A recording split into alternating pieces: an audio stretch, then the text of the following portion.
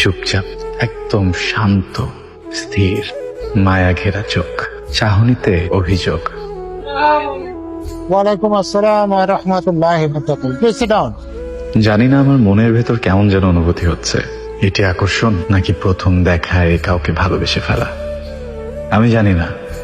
ভাগ্য ভালো আমি কবি না, নয়তো আমি তোমাকে নিয়ে শুধু কবিতায় লিখে যেতাম। ভাই, তুমি কি পাগল হয়ে গেছো? হ্যাঁ, তুমি কি আমাকে মেরে ফেলতে চাও? প্রতিদিন প্রতিদিন না করে তুমি আমাকে আজকেই মারো। তুমি ওকে আজকেই মারো। আমার ব্যক্তিগত লাইফে আমি কারো ইন্টারভিউ পছন্দ করি না। তুই থাকলে থাক, আনাল ভাবে ভাই জায়গা। চাওটা কি তুমি আমার কাছে? হ্যাঁ, তুমি কি এরকম ছিলা? ডাক্তার দিবে না তুমি এই নে তো কফ। থ্যাংক ইউ মা। কিছু বলবা? জানিস, আমার তো খুব ভালো লাগছে যে আমার মেয়েটা নতুন করে বাঁচতে শিখছে। জানো মা, জীবনে চলার পথে আমাদেরকে প্রতিনিয়ত বিভিন্ন ধরনের যুদ্ধ ফেস করতে হয়। এই যুদ্ধে আমরা সবসময় জিততে চাই, কিন্তু সবসময় জেতা তো সম্ভব হয় না, তাই না?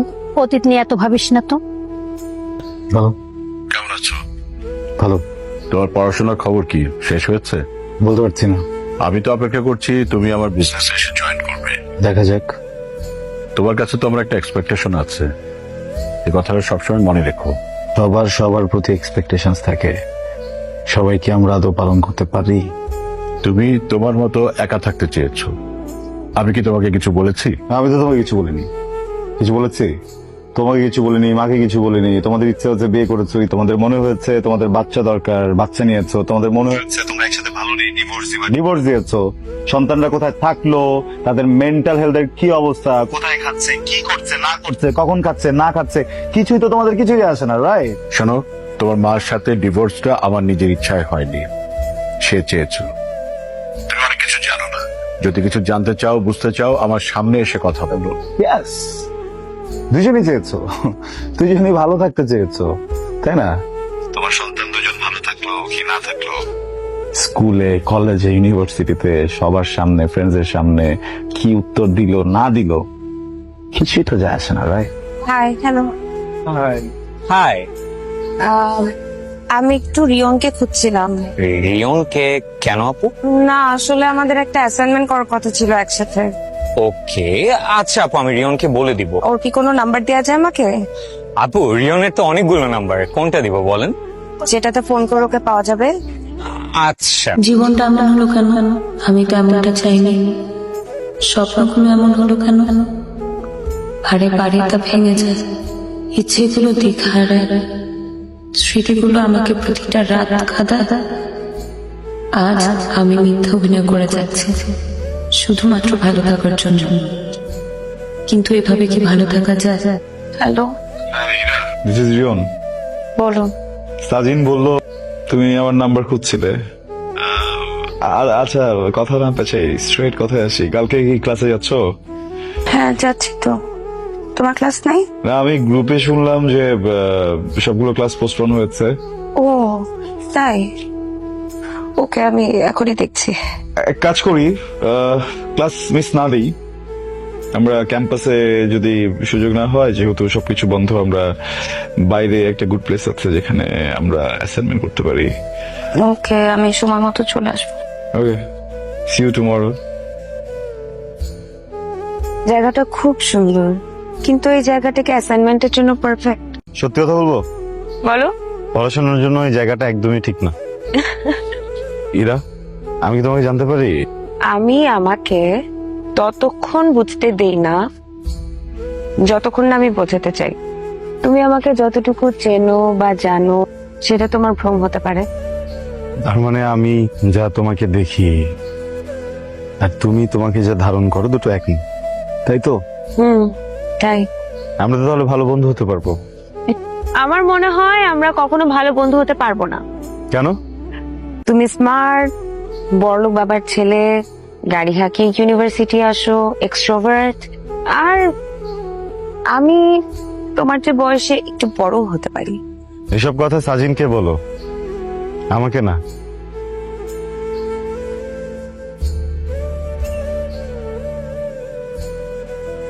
নাও ধরো, ইটস এ গিফট। যদি কখনো আমার কথা ভুলে যাও, তবে যদি ইচ্ছে করে তুমি এটা আমাকে ভুলতে দেবেন না। এটা ধরো, ধরো।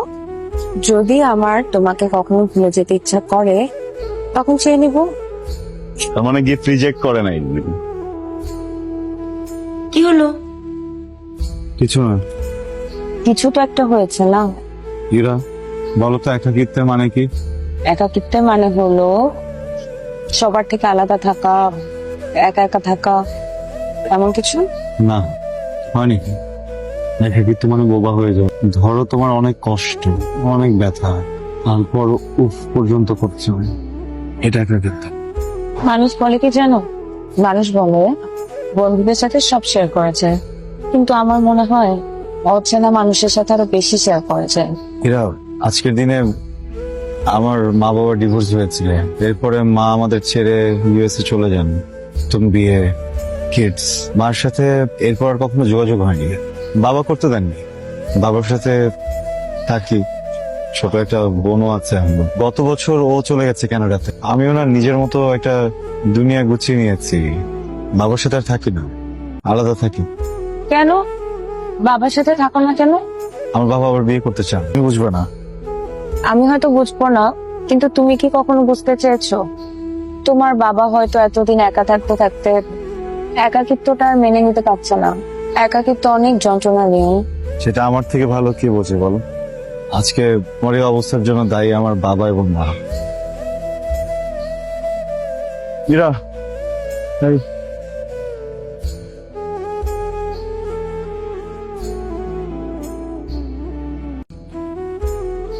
দুই তিন দিন ধরে লিটারালি অ্যাভয়েড করতেছে আমাদের। কেন? মামা, এত মেয়ে থাকতে ওর প্রেমেই তোর পড়া লাগলো কেন? আচ্ছা, পৃথিবীতে করার মতো এত কাজ থাকতে এই মেয়েটার আমাকে অ্যাভয়েডই করতে হইলো কেন? বাবা, আম সরি। কেন? বিকজ তোমাকে মিসজাজ করেছি। ছোটবেলায় তোমাদের সেপারেশনের পরে মা তো সেটেল হয়েছেন, তুমি তো হতে পারোনি আমাদের জন্য। আমরাই সেখানে তোমাকে কথা শোনালাম। তুমি তো একটা মানুষ, তোমারও রাইট আছে নিজের জীবন গোছানোর, নিজের ভালোটা বোঝার। খুবই সরি বাবা, আমি খুবই সরি।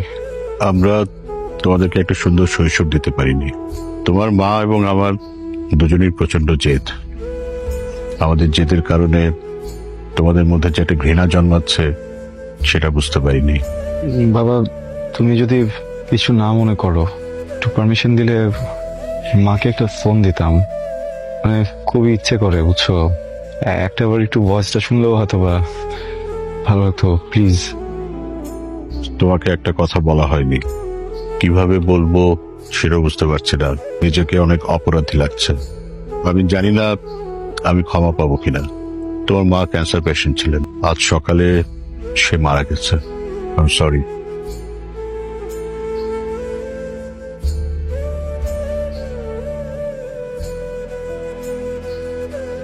ইরা, একটু কথা বলতাম, প্লিজ। উঠতে হবে না, 2 মিনিট কথা বলবো। এই তো একটু শর্ত, আমি একটু কথা বলি। বল। সমস্যা? কোনো সমস্যা নাই। আমি কোনো ভুল করেছি? কিচ্ছু করো নাই। অ্যাভয়েড করছো কেন? কখন অ্যাভয়েড করলাম? দেখো, আমরা দুইটা মানুষই ম্যাচিওর, চোখ লুকানোর বা কথা লুকানোর কিছু নেই। দিয়েছো বা মানেছি। রিয়ন, তুমি খুব আবেগী হয়ে যাচ্ছ। এত আবেগ তোমাকে মানায় না। দেখো, মানুষ আবেগপ্রবণ হবে, এটা তো স্বাভাবিক, তাই না? মানুষ আবেগপ্রবণ হবে, এটা খুবই স্বাভাবিক, কিন্তু আমি আমার আবেগকে মেরে পুঁতে ফেলেছি। আমি না ঘুরিয়ে পিছিয়ে কথা বলতে পারি না। স্ট্রেট একটা কথা বলি। রিয়ন, প্লিজ আর কোনো কথা বলো না। রিয়ন, আমি তোমার কোনো কথা শুনবো না। দিস ইজ ইম্পর্টেন্ট, তুমি কেন বুঝতেছো না? What is important Riyon? কি বলবা তুমি আমাকে? তুমি আমাকে বলবা তুমি আমাকে ভালোবাসো, তুমি আমার সাথে সারা জীবন থাকতে চাও, এই তো? বইলো না। কতটুকু জানো তুমি আমাকে নিয়ে? এতটুকু? কি জানো? হাসি খুশি মুখে ইউনিভার্সিটিতে যে অনেক চিল লাইফ, কিচ্ছু জানো না। আমি বিয়ে করেছিলাম রিয়ন, আমার এখন ডিভোর্স হয়ে গেছে, কিন্তু এই ভালোবাসা ভালোবাসা সারা জীবন থাকতে চাই এগুলো বলে আমি একবারই কাজ করেছি। আমার কাছে এটা এখন আর ভালোবাসা না, আমার কাছে এটা একটা ভয়। অনেকবার বলছি, অনেকবার বুঝিয়ে বলেছি, প্লিজ আমাকে এই ভয় আর ফেলো না।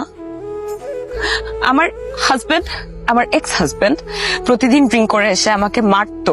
গায়ের ক্ষত হয়তো এখন আর নাই, কিন্তু মনের ক্ষতটা তো এখন আছে। শোনো শোনো, তোমার কাছে যেটা ভালোবাসা না, আমার কাছে সেটা ভয়। বুঝতে পেরেছো? এরা আই এম সো সরি। আমি তোমাকে এত দূর পর্যন্ত পুশ করতে চাইনি।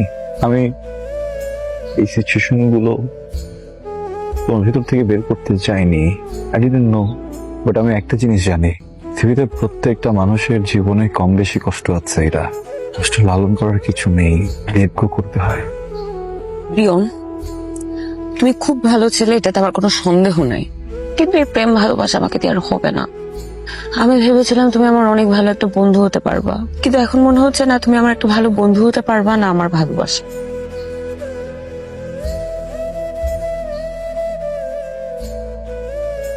আচ্ছা, তুই কি আরেকবার ভেবে দেখবি? মা, তোমাকে তো আমি সবই বললাম, প্লিজ আমাকে আর বলো না। আমি না আমার অতীত থেকে একবারে বের হতে পারছি না। অন্যের কোনো কিছুর কোনো দায়ভার আমার পক্ষে নেওয়া সম্ভব না।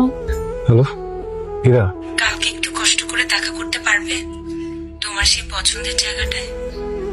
ওকে। রিয়ন, আমার চাকরি হয়েছে চট্টগ্রামে, আমি কাল চলে যাব। ট্রাই করলে তো ঢাকাতেও ভালো জব হবে।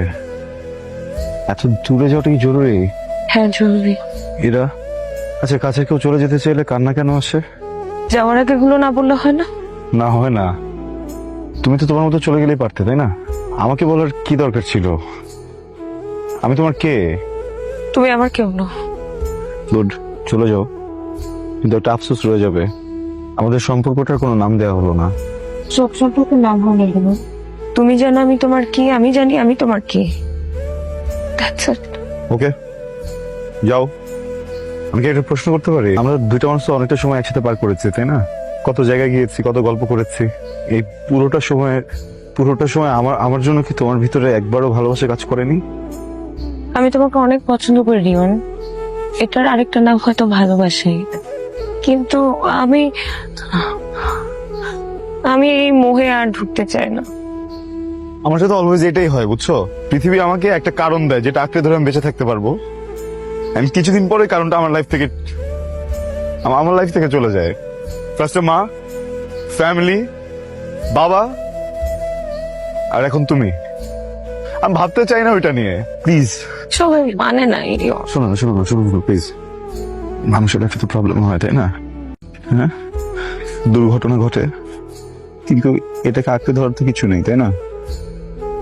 দেখো, ভালোবাসা না অনেক কিছু পাল্টে ফেলতে পারে। যেও না প্লিজ। আমি না কারণটা হারাই ফেলবো, বুঝছো? ভালো থাকার, বেঁচে থাকার কারণটা হারাই ফেলবো, প্লিজ তুমি যেও না। রিয়ন, আমাকে যেতে হবে। ইরা প্লিজ। ফাইন, তোমার যেখানে ইচ্ছা যাও, আমি আটকাবো না। কোথায় যাচ্ছ, কেমন আছো, কিভাবে আছো, কখনো জিজ্ঞেসও করবো না। একটা জিনিস চাইবো, আমি তো এতগুলো দিন এই চোখে আমার জন্য একটা জিনিস দেখেছি, তাই না? মুখ দিয়ে একবারে কথাটা বলে যাও না প্লিজ। একটা কারণ দিয়ে যাও যেটা আঁকড়ে ধরে থাকতে পারবো, প্লিজ। আমিও তোমাকে ভালোবাসি রিয়ন, প্লিজ আমাকে যেতে দিও না। আমি কোনোভাবে আমার মনকে বুঝাতে পারছি না। আমি তোমাকে বুঝি, অতীতের ভয় কাটানো খুব কঠিন, আমি এটাও জানি। আমি কথা দিচ্ছি, তোমার বেস্ট ফ্রেন্ড হয়ে থাকবো, কখনো কষ্ট দেব না। আমার জীবনের প্রত্যেকটা মুহূর্ত, আমি যেখানেই থাকি, তোমাকে, তোমার ভালোবাসাকে নিজের ভিতরে লালন করব। আজকে থেকে 5 বছর পরে যখন অতীতের কথা মনে করবা, আর কখনো কম কষ্ট হবে না। প্রমিস। প্লিজ যেও না, please please. I love you.